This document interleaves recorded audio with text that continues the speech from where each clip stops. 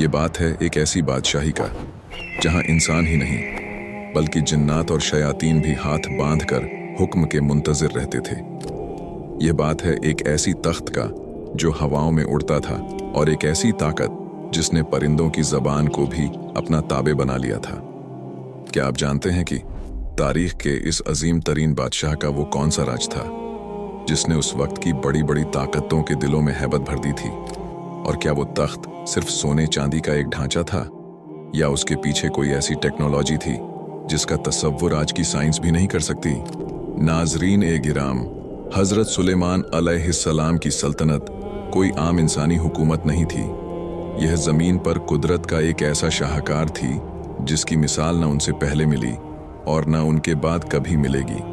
जब सूरज की पहली किरणें बैतुल मुकद्दस की पहाड़ियों पर पड़ती थीं, तो फिजा में एक अजीब सी सनसनाहट महसूस होती थी। यह सनसनाहट उन हजारों परिंदों के परों की थी जो आसमान पर एक गहरे साए की तरह छा जाते थे ताकि अपने बादशाह को धूप की तपिश से बचा सकें। इस सल्तनत का मरकज वो तख्त था जिसे देखकर इंसानी अक्ल दंग रह जाती। यह तख्त सिर्फ हाथी के दांत से नहीं बना था, बल्कि इसमें ऐसे नायाब याकूत, मरवारीद और जमरूद जड़े थे जो दुनिया के किसी और कोने में मौजूद ही नहीं थे। तख्त के गिर्द सोने के 4 बड़े दरख्त लगे हुए थे जिन पर सुर्ख याकूत के अंगूर ऐसे चमकते थे जैसे उनके अंदर आग जल रही हो। जब हजरत सुलेमान अलैहिस्सलाम इस तख्त की तरफ बढ़ते और पहले जीने पर कदम रखते थे तो पूरा तख्त एक पुरस्रार चक्की की तरह गर्दिश करने लगता था।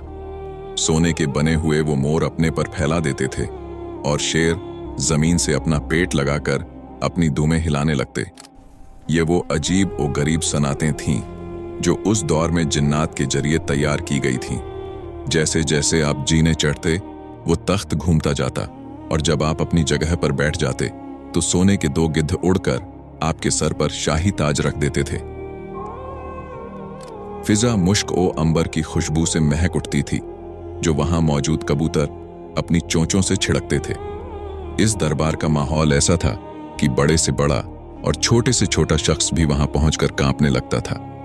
जब हजरत सुलेमान अलैहिस्सलाम तौरात की तिलावत शुरू करते तो परिंदे साकित हो जाते, हवा थम जाती और जिन्नात सफ बस्ता खड़े हो जाते। यह वो रूप था जो अल्लाह ने अपने इस नबी को अता किया था।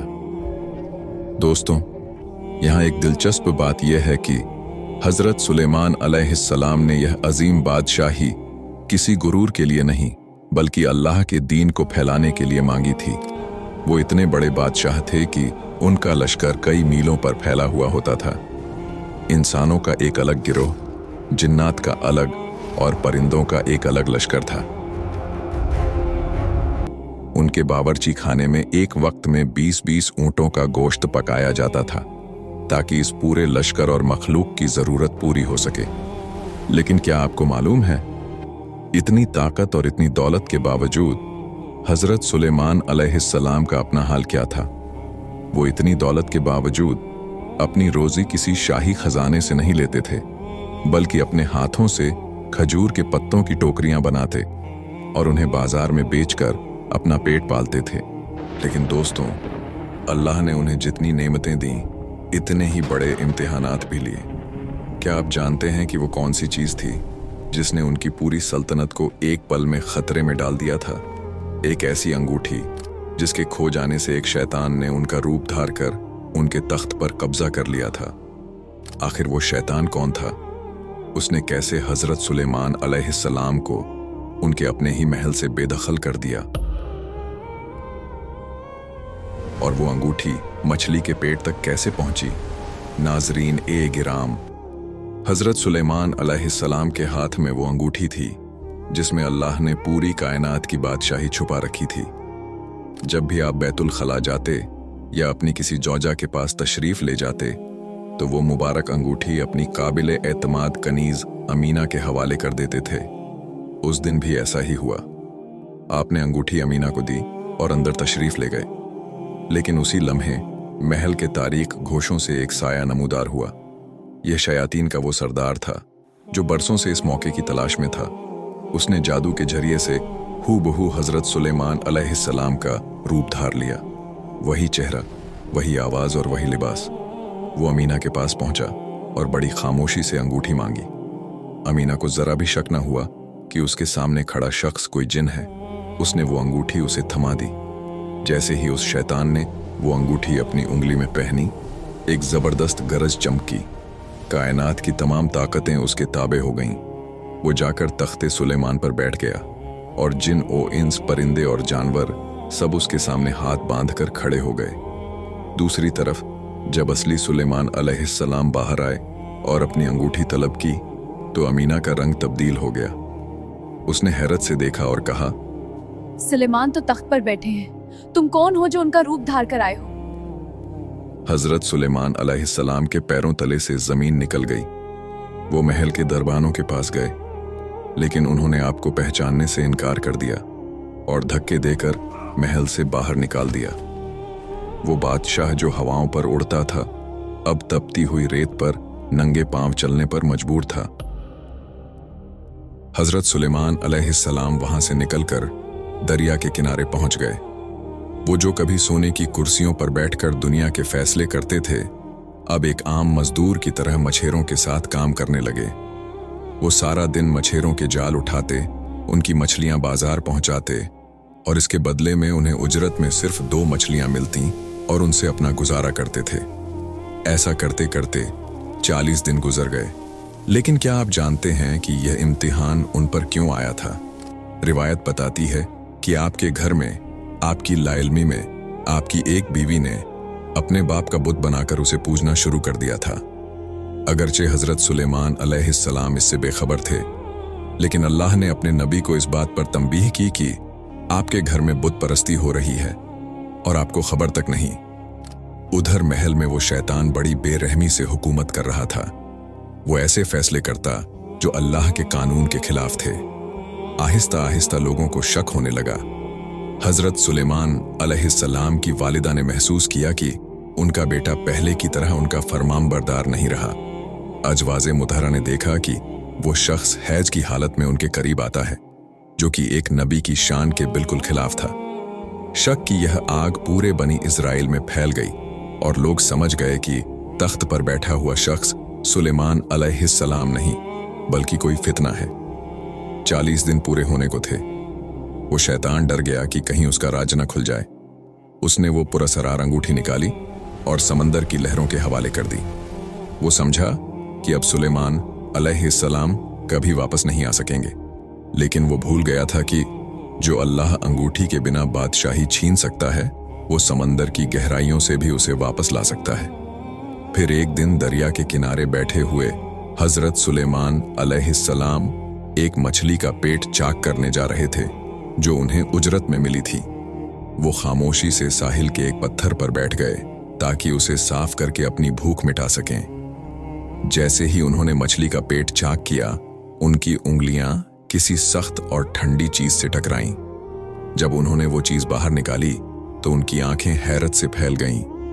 वो वही अंगूठी थी जिस पर अल्लाह का इस्मे आजम नक्श था, जिसने जिन्हों को लगाम दी थी और जिसके खोने से दुनिया का निजाम बदल गया था।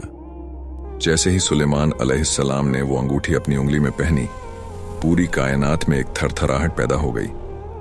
अचानक आसमान परिंदों से भर गया। हजारों की तादाद में परिंदे आसमान से उतरकर सुलेमान अलैहिस्सलाम के सर पर साया करने लगे। हवा की रफ्तार बदल गई और वो नरमी से आपके गिर्द घूमने लगी। जिन्नात जो अब तक उस शैतान के कब्जे में थे, उन्हें एक झटका लगा और वो समझ गए कि असली बादशाह वापस आ चुका है। सुलेमान अलैहिस्सलाम के जिस्म में एक नई तवानाई दौड़ गई। आप वहां से चले और जब बिलादे इस्तखर पहुंचे तो आपके चाहने वाले और पैरोकार जो परेशानी में थे, खुशी से निहाल हो गए। उनकी तकलीफें खत्म हो गईं और वो अपने इमाम और बादशाह के गिर्द जमा हो गए। दोस्तों, अब तसव्वुर करें उस शैतान का क्या हाल हुआ होगा। जैसे ही सुलेमान अलैहिस्सलाम ने अंगूठी पहनी, उस शैतान का जादू टूट गया। वो तख्त से उठकर भागा, लेकिन अब उसके लिए जमीन तंग हो चुकी थी। सुलेमान अलैहिस्सलाम ने उसे और उसके पूरे लश्कर को गिरफ्तार कर लिया। आपने उसे ऐसी सजा दी जो कयामत तक के लिए इबरत बन गई। उन सरकश शयातीन को पत्थरों के दरमियान और समंदर की गहराइयों में कैद कर दिया गया, जहां वो आज भी महबूस और अजाब में मुब्तला हैं। लेकिन कहानी यहां खत्म नहीं होती। यहां एक बहुत बड़ा सवाल पैदा होता है। सुलेमान अलैहिस्सलाम के वजीर आसिफ बिन बरखिया, जिनके पास किताब का इल्म था और जो पलक झपकने में तख्ते बिल्कीस ला सकते थे, वो इस पूरे अरसे में खामोश क्यों रहे? जब सुलेमान अलैहिस्सलाम ने तख्त संभाला तो उन्होंने आसिफ बिन बरखिया से पूछा, मैं बाकी लोगों को तो माजूर समझता हूं क्योंकि वो शैतान के मकर को नहीं समझ सके, लेकिन तुम तो उसे पहचानते थे, तुम क्यों खामोश रहे? आसिफ बिन बरखिया ने जो जवाब दिया, ए अल्लाह के नबी, मैं न सिर्फ इस मछली को पहचानता था जिसने अंगूठी निकली, बल्कि उसके आबा व अजदाद को भी जानता था, मगर अल्लाह का हुक्म यही था कि ये वक्त आप पर गुजरे। वो शैतान मुझसे कहता था कि सुलेमान की तरह मेरे लिए भी अहकाम लिखो, मगर मेरा कलम जुल्म लिखने के लिए तैयार न था, इसलिए मैं मसलहतन खामोश रहा। दोस्तों, इसी गुफ्तगू के दौरान एक और अजीब बात सामने आई। सुलेमान अलैहिस्सलाम ने आसिफ से हुदहुद, हुपोए परिंदे का जिक्र किया। वो परिंदा जो पानी को जमीन की तहों के नीचे देख लेने की हैरत अंगेज ताकत रखता है। सुलेमान अलैहिस्सलाम ने फरमाया कि वो उसे इसीलिए पसंद करते हैं क्योंकि वो जमीन के नीचे का पानी देख लेता है। लेकिन हैरत की बात यह है कि वही हुदहुद एक मुश्त खाक के नीचे छुपे शिकारी के जाल को नहीं देख पाता और उसमें फंस जाता है। आसिफ ने हैरत से पूछा कि ऐसा क्यों है, तो सुलेमान अलैहिस्सलाम ने कहा, जब अल्लाह की तरफ से कोई अम्र मुकद्दर आ जाता है तो इंसान की आंखें अंधी हो जाती हैं। सुलेमान अलैहिस्सलाम अपनी बादशाही में वापस तो आ गए थे, लेकिन अभी एक और बड़ा इम्तिहान बाकी था। वो इम्तिहान जिसका ताल्लुक आसमान के सितारों और जमीन के घोड़ों से था।